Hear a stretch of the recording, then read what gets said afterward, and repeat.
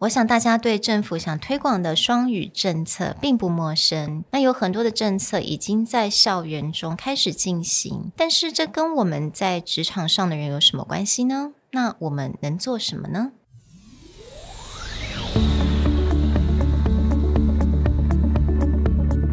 ？Hello， 欢迎来到 Executive Plus 主管与沟通力的 podcast. I'm Sherry, an educator, certified coach, and style enthusiast.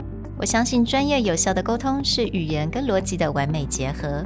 And I'm Nick, a startup consultant, corporate trainer, and late-night gaming junkie.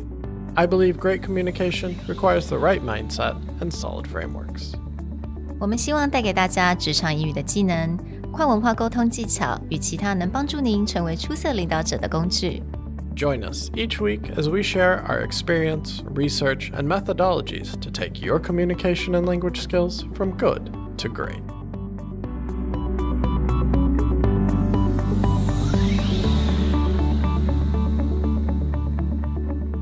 Hey everybody, welcome back to the Executive Plus podcast. Today's episode might be a little heavy because we're going to look at the bilingual education goals of Taipei City and Taiwan. A few weeks ago, Andrew forwarded me a tweet of the Taipei City mayor releasing their bilingual education white paper. So Sherry and I did some digging. We found a few white papers, both by Taipei City and also the 2030 bilingual goals. There's a few things in there that we want to discuss and think about what does this mean for Taiwan as a nation becoming bilingual, and what can we do to help bilingualism in the next generation. So that's right, like Nick said, 我们稍微做了一点点的 research. 那我是找到了这个台北市政府教育局所发布的这个计划，这个 business plan 也所谓 white paper, right? 那它是2021年的7月的时候发布的。那这个整个计划就叫做台北市双语教育中长程实施计划。Okay, a little bit wordy. 那其实当然对于这个双语的这个计划 we're not new to this 在近几年吧都一直有类似像这样子的 information 应该是这样讲我跟 Nick 我们都刚开始都有第一个小小的疑问就是 why start with the kids?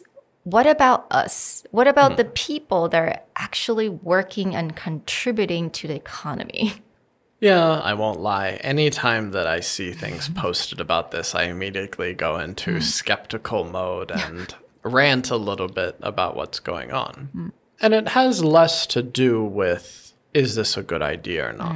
What I really want to try and understand is what is the strategy behind making certain decisions? I mean, it's one thing to launch a policy, even to make a plan to make that policy work, but like what's the overarching strategy? And so when looking at, especially at Taipei City government's bilingual education goals that are starting at the elementary school level and junior high school level, I get a lot of questions about why are we starting there? Now, they may have a reasoning behind it, but it starts to wonder to me is like, what's the strategy and what's the end goal? It's not that we can't make our children more culturally aware, more understanding of what's going on around the world, and language, especially a language that is very prevalent in world news, that helps a lot. But why are we starting there if this is about improving, like, say, the economy? What are we doing for that side? 因为我觉得对我们来讲一个非常简单的一个目标跟一个 motivation 一个动机嘛，就是希望我们国家越来越好 right? 我们创造这个双语的环境能够让我们的经济成长。那我也觉得像我们这些在职场上的人，正是我们这些正在帮助国家促进经济成长的这些人，其实也蛮需要这些双语的环境。So I started kind of read and I tried anyway. 大家知道我的中文不是那种非常的好，所以要我看这种很长很长的这个 white paper 其实有的时候也稍微有点吃力，但我很努力。那我就看到了他在第6页的部分，他就讲到面临的问题跟挑战，也就是做这个双语教育面临的问题跟挑战。那他在后面也有提到了，因为这些挑战他们推动双语教育现在必须要有前提。那这个就蛮有意思的，因为他就有讲到大家都认为双语教育或者英语教育是一个科目 English as a subject, that is really a problem that we've had for such a long time. 那一直没有办法把这种英语当成一个沟通的工具，我们是真的很难去跳脱这个如何去创造一个真的很良好的双语环境跟双语教育。Yeah, and this piece is where, again, as far as white papers go, they did the research. Yeah. They have a strong premise that, right, communication is not a subject. It's a tool to be used, which means the education of that subject needs to be rethought a little bit. So this is one of the places, again, after I got over my super skeptic mode, that I can get on board with. That doesn't mean I agree with the overall premise. I just agree with that they are looking at this probably more in line with what we are doing. Yeah.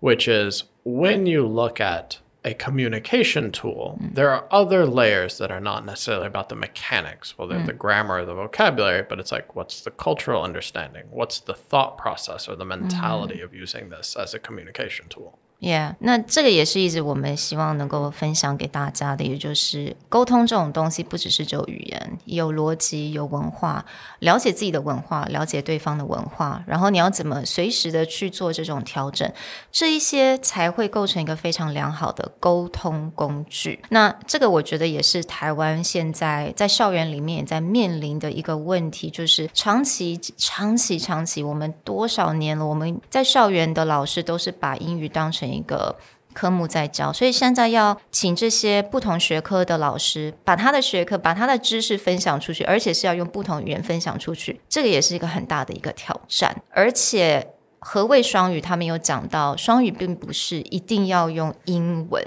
而是就像我们这个节目一样 bilingual, right? Using Chinese, you can clarify an idea using your own native language, but also at the same time using English as a communication tool. So there's two uses there that you just covered. One is that, again, if your output language is English, maybe it's just about having a non-Chinese speaker understand. But the other times is because a language is connected to your mode of thought. Being able to switch languages helps you be more clear. So, for example, there are a lot of words in Chinese that have very specific meanings. And so if I try and explain it in English, I will actually cause a problem because it's not clarifying the issue.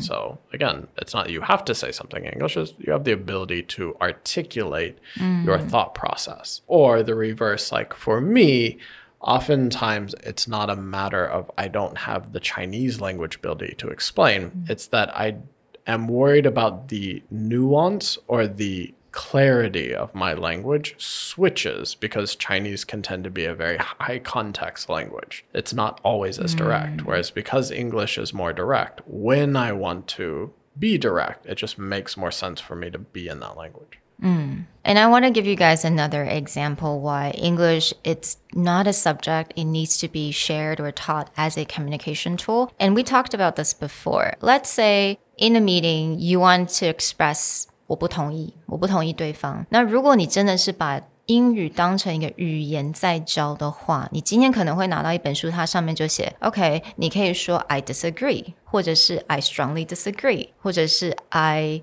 respectfully disagree, right? That's like a very textbook Yeah, just lessons. phrases and a pretty direct translation. But it's missing the, what's the cultural context? Yes. What's the appropriate level? Or again is, are you going to cause a problem by just saying, I disagree? Maybe people want a reasoning. Yeah. And if you're not ready for that, then that translation is going to be hard. Yeah, absolutely. 所以这个就是其中一个例子，也就是当你把英文当成一个 subject， 你真的是用这种英文单字啊，我就是记单字记 phrases 就好了，缺乏了这些逻辑，跟缺乏了这种沟通的这些 back and forth， 那你就会碰到了很大的问题。So again, I think this is something that we all need to overcome. 今天我想要来讨论的一个就是我们平常在家要怎么样来去克服这一件事情，我们到底要在家如何营造这种双语的环境。那在我们这个 white paper 的第10页，我有看到，其实上面有大概讲说，其实国小跟国中的这种教育的方式是很不一样，因为国中我们就会有进入到那种一些比较抽象化的思考嘛。那这个就让我想到了，其实我们在做这种职场上的一些不同的 situation, for example, meeting, presentation or email writing, 我们都会用到一个叫做 critical thinking. So critical thinking is actually something that you could practice in your life at home every day. And that is something that you could allow you to switch from English as a subject to English as a communication tool. And this part becomes really interesting because you start to think about what are the implications or what are the methods that you teach critical thinking. Now, back to they have a lot of research, they have a lot of papers talking about how this is important that they cite. But I start to wonder if we think critical thinking is important and we're trying to apply it in a second language, that can be great. But what are you doing to instill critical thinking just by itself? Meaning is, if you're not doing critical thinking in Chinese, critical thinking in a second language is going to be an even bigger barrier. Right. 也意思就是说，如果我们在家里这个环境，我们能够从小就可以问小孩子，你觉得呢？你觉得这件事情怎么样？那你可以偶尔也可以用英文来讲 What do you think about this? Why do you like it? Why don't you like it? 这些很简单的问题都算是我们的 critical thinking. 让孩子让身边的人用英文去解释他的 thought process. 当然前提是我们在我们的母语的时候就要先来做这些练习。但是如果你能够解释你自己的 thought process, 而且是用2种语言的话，那恭喜你，我觉得这真的就是一个创造一个双语环境的一个第一步。When it comes to building up your own critical thinking in a second language, or helping, for those of you who have children and are going to go through this education system, do more critical thinking. The first part of that, and this is definitely a communication tool, is learning to ask different questions. Of course, for those of you who have kids, when they come home, what's the first question that most often gets asked? Oh, what did you learn today in English class? That question in of itself just drives an answer of, this grammar rule, this vocabulary, or we read this book, right? The output itself is not going to be critical thinking. It's just going to be a call and response. You ask, I answer. Yeah. By reframing the way that we ask people to answer questions, and especially if we want them to output critical thinking in a second language, comes down to how we frame out our question. So rather than asking a kid, what did you learn in class today? What did you learn in English today? It'd just be like, what was the most interesting thing that you did today?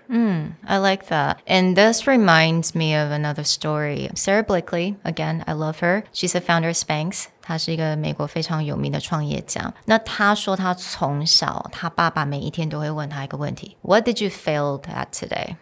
你今天失败了什么事情？我觉得很少家长会去问这样的问题，但是他想要利用这个问题，当然也是能够 normalize， 也能够让他的孩子勇于去尝试。你今天失败没有关系，但是你今天等于说你去尝试了。So what did you fail at today? And that's something he would like even give her a high five if she's like, oh, I suck at this. High five. Yay. 那我觉得这个也是很不错。It's a very thought-provoking question. And it requires reflection, right? Again, when we ask this very input-output call and response, what did you do? Then you get an answer. It doesn't actually take them any thought to answer that question other than trying to remember, what did I do? Yeah. But when asking, the kind of Sarah Blakely question, it requires reflection. It requires some kind of critical thinking. So if we are to, again, help students understand the tools of communication as opposed to just what are the language rules, then the way that we interact, the way that we ask questions will become equally important. And this goes back to even in your native tongue, if your first baseline of question to someone is more thought-provoking, requires more reflection, they're going to build up the need to be able to communicate and articulate and critically think about the questions they're being asked. So when they go into a second language, it's not a matter of, oh, am I get the grammar rules right? Or again, is there a phrase, I disagree? They will actually look at it in terms of, what do I want to say? Yeah. How do I want someone to feel about what I have to say? And then what is the right way to go about that? Yeah, absolutely. Again, 你在做沟通的时候，你代表你自己 right? 你讲的什么话，你讲的什么句子，你怎么去讲，你的 tone 是什么，你的声音是什么样子，都是代表你自己。所以这个很多都是我们真的是从小可以开始练习，那这个就是去建立一个良好的双语环境。So yeah, just kind of share our thoughts today on this bilingualism. It sounds really heavy, sounds really like this huge dream, but I believe that we can all kind of do this in our everyday life. Yes, and if you would like to hear more thoughts on this topic, let us know. Otherwise, we'll get you back to your regularly scheduled critical thinking and communication learning program. Talk to you guys next time. Bye. Bye.